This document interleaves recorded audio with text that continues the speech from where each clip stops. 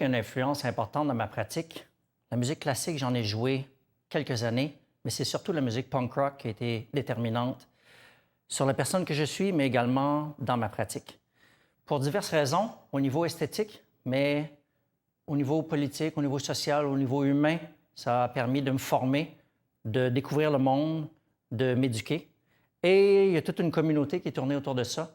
Et là, donc, je pense que cette musique est déterminante dans la personne que je suis et dans l'artiste que je suis aujourd'hui. Bien qu'on puisse penser que la culture punk soit désuète ou démodée, je pense que cette culture a une influence déterminante sur la culture en général aujourd'hui et particulièrement en art visuel. Lorsqu'on connaît un peu l'esthétique du punk, tout ce qui est lié à cet univers, on peut retrouver en art visuel des artistes dont l'influence est déterminante et importante.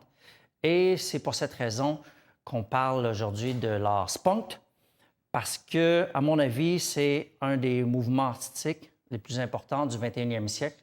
Et c'est pour ça que j'affirme cette évidence. Un des éléments importants de cette scène et cette culture punk rock est le DIY, en anglais pour Do It Yourself.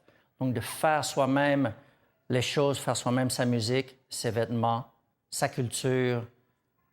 Et ça, cette approche est ramenée aujourd'hui dans l'exposition Sticky Study, puisque par l'utilisation de tape, de vieux tape, de tape usagé, de tape recyclé, de papier collant, ce papier collant est donc un matériau, un médium pauvre, un médium qui n'est pas mis en valeur.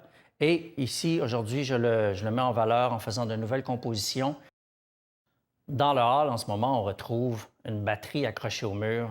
Cette batterie est en fait une œuvre ou une installation qui s'appelle Sans titre, et donc un petit jeu de mots entre les œuvres sans titre et le rapport au sens. Donc, de déplacer une batterie au sol, au mur, je déplace son utilisation.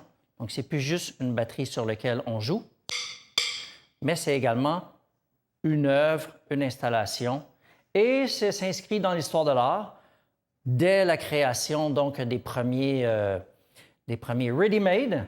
Alors, on peut penser évidemment aux célèbres fontaines. Cette batterie au mur affirme donc que c'est un instrument de prédilection dans ma pratique, mais que je m'intéresse à cette culture et de quelle manière ces éléments ou les artefacts de la culture punk rock peuvent être intégrés dans ma pratique artistique aujourd'hui. Et c'est entre autres pour cette raison que je l'intègre à l'exposition, mais également dans ma pratique performative.